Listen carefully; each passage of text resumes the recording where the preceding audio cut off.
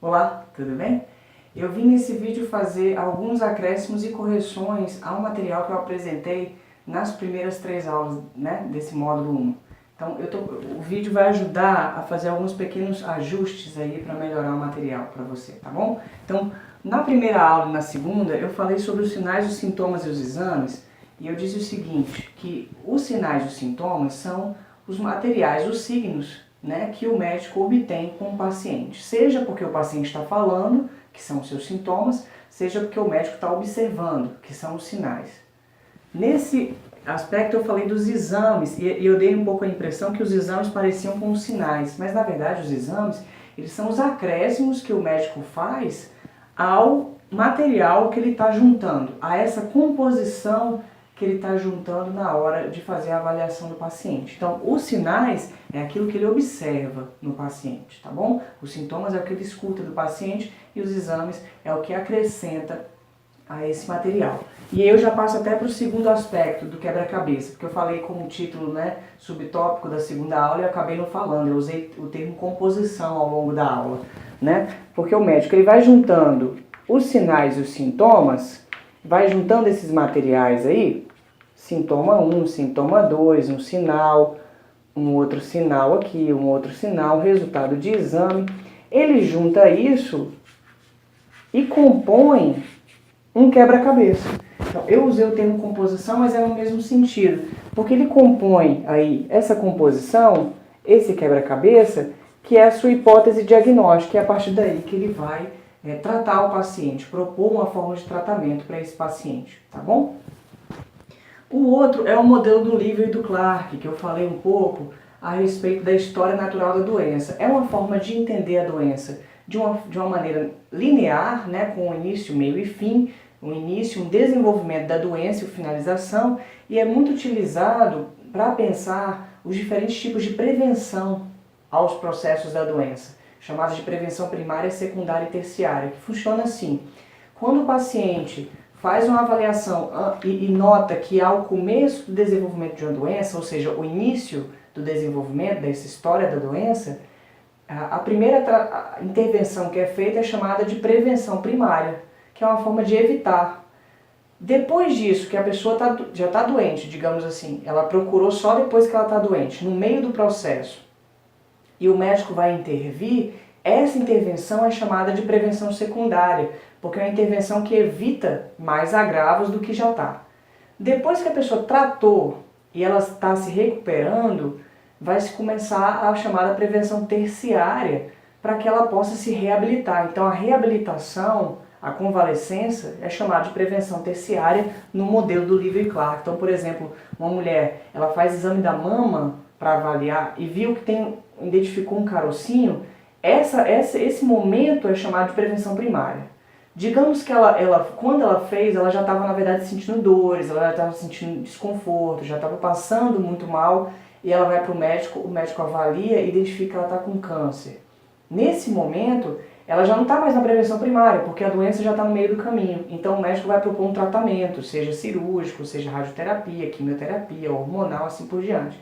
Essa intervenção é chamada, nesse modelo, de prevenção secundária, porque a doença já está instalada, então eu tenho que evitar que ela piore. Digamos que a pessoa fez então o tratamento, ela fez a cirurgia, ou fez a rádio, enfim. Se ela fez a cirurgia, ela vai ter um pouco de dificuldade, porque ela vai perder a sensibilidade no braço próximo, eu ia falar direito, porque eu estou usando o exemplo da mama direita. Mas ela vai ter dificuldade de sensibilidade no braço próximo a essa mama. Então ela vai ter que fazer aí um tratamento de fisioterápico, um apoio nesse sentido, para que ela possa voltar a ter a movimentação desse braço e que seja mais fácil para movimentar. Isso é chamado de prevenção terciária. Então a prevenção terciária acontece depois do tratamento para que a pessoa se recupere e não tenha outros agravos provocados pelo tratamento, digamos assim, tá? Então é um modelo bem interessante para se pensar. Ok? Eu vou deixar em anexo o material para você dar uma olhada sobre o modelo do Livre e do Clark. E aí eu vou entrar agora para falar do modelo biopsicossocial, que eu propus falar na aula 3, mas eu falei de psicossomática. Não sei se você está lembrando. Então eu vou falar um pouco desse modelo que já é ele próprio uma proposição para entender algo diferente do sintoma, dos processos de saúde e doença, que não sejam só pelo aspecto biológico, tá bom? No período após a Segunda Guerra Mundial, que ela aconteceu entre 1939 e 1945, foi instituída a Organização das Nações Unidas, a ONU. E a ONU propôs a instituição de uma entidade para discutir processos de saúde no mundo, que é a OMS. A OMS ela foi instituída em 1946. Quando ela foi instituída, eu vou deixar a ata de instituição para você, são 2 folhas, eu acho que ajuda a entender também algumas questões. Nesse material, ela diz quem ela é, qual a sua função, ela propõe um conceito de saúde novo para entender os processos de saúde e ela propõe o que os estados-nação, os países têm que fazer para realizar esse conceito de saúde. Então eu vou escrever qual que é o conceito de saúde da OMS, o clássico, né?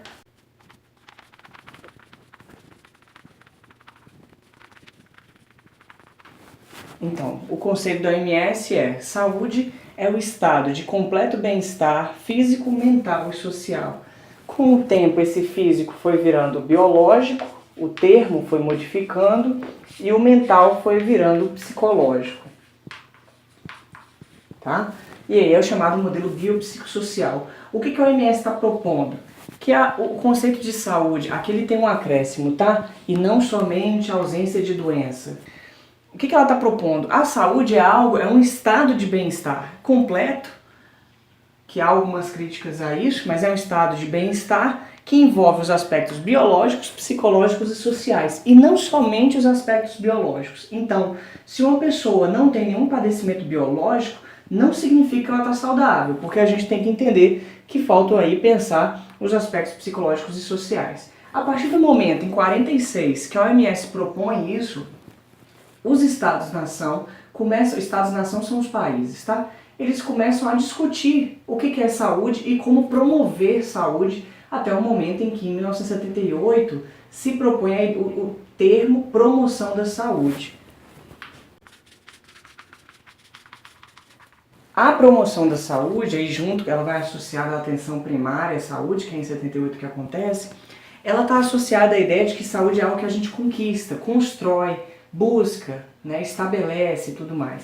E aí, entendendo que a saúde não tem a ver só com os processos biológicos relacionados à biomedicina, por exemplo, ela também tem que considerar os aspectos psicológicos, que são os estilos de vida, as crenças, os valores, os preconceitos, as emoções e tudo mais, e os aspectos sociais, que são as condições de vida, as condições de trabalho, as relações sociais, a família, as instituições e tudo mais.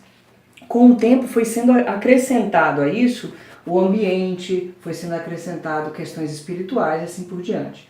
Então eu vou deixar disponível as cartas de promoção da saúde, que é um conjunto de materiais que falam como que foi a história da construção das discussões de promoção da saúde, do Conselho de Saúde da OMS, para você ter contato, tá bom? Se você tiver alguma dúvida, pergunta, coloca aí que a gente discute sobre isso, tá bom? Vou deixar esse material à disposição para você.